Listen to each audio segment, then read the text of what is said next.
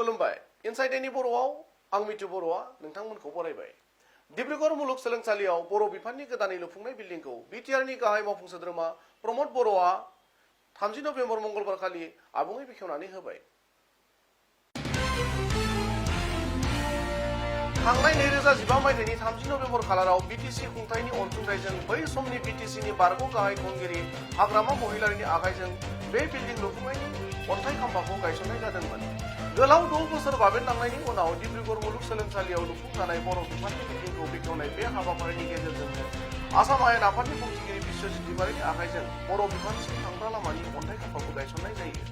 मख'नो गोनांदि 30 नभेम्बर मंगलबार खालि बिल्डिंखौ बेखेवनाय बे हाबाफारिया बर'नि माहारियारि आफाद बर' थुनलाइ आफादनि दैदेननायाव जादोंमोन आरो बे हाबाफारियाव बर' थुनलाइ आफादनि गुबुन गुबुन जिल्लाफोरजों लोगोसे एबसु, आबोब, दुलाराय बर' हारिमु आफाद, बर' लाइमोन लिरगिरि गौथुम, बर' रेबग्रा गौथुम आरो बर'नि गोबां आफादफोरा बाहागो लादोंमोन। गुबुन फारसेथिं बर' बिफाननि थाखाय बिटिसि खुंथायनिफ्राय बिल्डिं मोननो हानानै एसिस्टेन्ट प्रफेसार डक्टर मृदुल बसुमतारिया खौरां बिजोंनि गेजेरजों ओरैबायदि बुङो। जों दिनै जोबोद गोजोननाय मोनदों।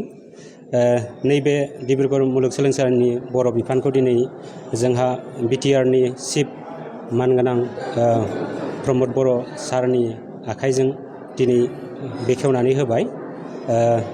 बे बिल्डिंनि थाखाय बर' बिफाननि थाखाय थांनाय 30 नभेम्बर 2015 मायथाइयाव बिटिसि सरकारनि गेजेरजों बै समनि बिटिसिनि चिफ मानगोनां हाग्रामा महिलारि बिथाङा बे हाबाफारिखौ जागायजेनदोंमोन।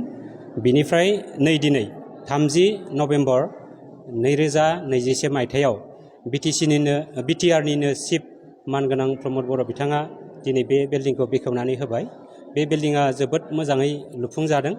बेयाव जोंनि बर' हारिनि माखासे नेरसोनफोरखौ बेरखांहोनो थाखाय जोंनि डिमापुराव थानाय बायखोन्दा नोगोरनि माखासे नेरसोनफोरखौ खुन्थाफोरनि गेजेरजों बेवहाय बेरखांहोदों आरो बेवहाय जाय बिथांमोना आर्किटेक्चार खालामदों बिथांमोना जोबोद मोजाङैनो खालामलांदों, जोबोद समायना जादों।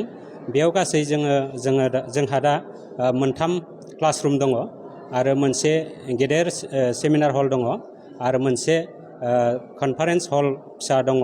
बेयाव 13 जन जिरायजानाय बे मोनसे आरो गंसे लाइब्रेरि दङ आरो गंसे लेंगुवेज लेब दङ आरो टिचार कमन रुमा गासै 4 दङ आरो स्टुडेन्ट कमन रुम गंसे दङ। बेखिनियानो दा बे जोंनि बिल्डिंनि स्ट्राक्चार।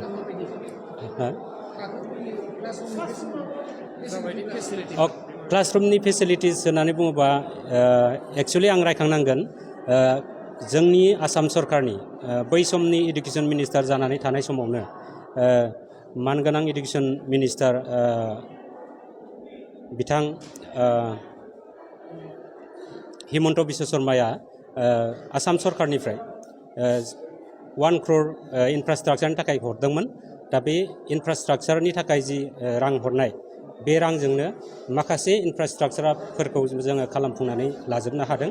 बेयाव नांगौ बायदियै जोङो डेस्क, बेन्च, जिरायनाय टेबोल, सेमिनार हलनि जिखिनि नांनाय चेयारफोर आरो लेंगुवेज लेबनि जिखिनि कम्पिउटारफोर, नांनाय मुवाफोर, प्रजेक्टरफोर बेफोरखौ बेजोंनो जोङो मेनेज खालामजोबनाय जादों आरो माखासे दंबावो एसे एनै बेखौ उनावहाय जोङो लाबोसिगोन आरो लाइब्रेरियावबो माखासे लेखा लाबोनाय जाबाय आरो एसे लाबोनांगौ दंबावो बेखौ उनाव जोङो लाबोसिगोन होननानै जों आसा खालामदों। लायो बेजों 22 जायो। दा बोसोराव जोंनाव 20 जना माने 20 साया एडमिसन लानो हायो, मुं थिसननो हायो बर' आयदायाव। खिन्थु जोंहा दा नैबे बर' बिफाना गुबैयै माने फुल फ्लेजेड बर' डिपार्टमेन्ट दासिमबो जोङो मोजाङै खालामफुंनो हाथ'वाखै। बेवहाय माखासे फर्मेलिटिस दंबावो। दा बै फर्मेलिटिसफोरखौ मावखांनायनि उनाव जोङो आबुं डिपार्टमेन्ट खालामनो हासिगोन, आबुं बर' बिफान खालामनो हासिगोन होननानै जों आसा खालामदों। थाबैनो बे खामानिखौ मावफुंगोन आरो बे जि बर' बिफान बेयाव खुलिफैनाय डिब्रुगड़ मुलुगसोलोंसालियाव बिनि गुदियावनो दङ बर' थुनलाइ आफाद।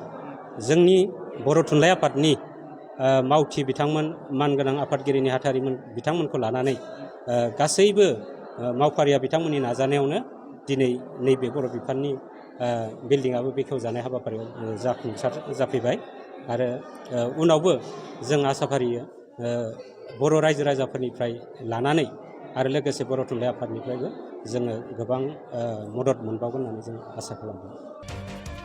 लोगोसेनो डिब्रुगड़ मुलुगसोलोंसालिनि आथिखाल फरायफुबाय थानाय फरायसाफोराबो बे बिल्डिं मोननायाव गोजोननायजों ओरैबायदि बुङो।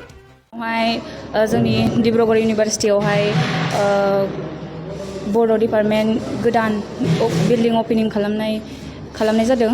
आं बिराद गोजोननाय मोन्दों। डिब्रुगड़ बायदियाव जोंनि बर'फोरनि थाखाय मोनसे बड' डिपार्टमेन्ट गोदान गोबाव समनि गेजेरजों नाजानानै गोदान बिल्डिं लुफुंनानै होफैनायनि थाखाय सारनिसिमबो साबायखर।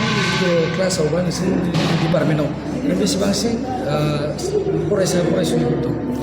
जोंनि दा फार्स्ट सेमिस्टारावहाय माबा दङ 20 जन, ओमफ्राय थार्ड सेमिस्टारावहाय 16 दं। 16 औ। 46 बिराद गोजोननाय मोन्दों बेनोसै। निउज डेस्क इनसाइड बर'।